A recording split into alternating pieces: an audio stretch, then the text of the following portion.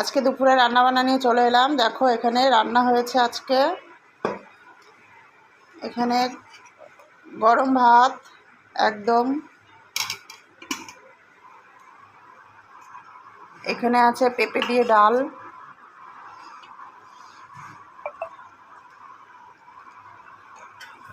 আর এখানে আছে গোল গোল করে আলু ভাজা, এটা হচ্ছে ছেলের জন্য।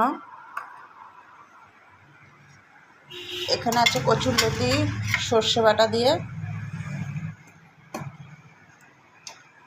আর এটাই আছে একটা মিক্স সবজি।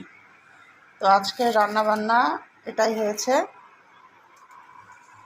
এখন খেতে বসবো।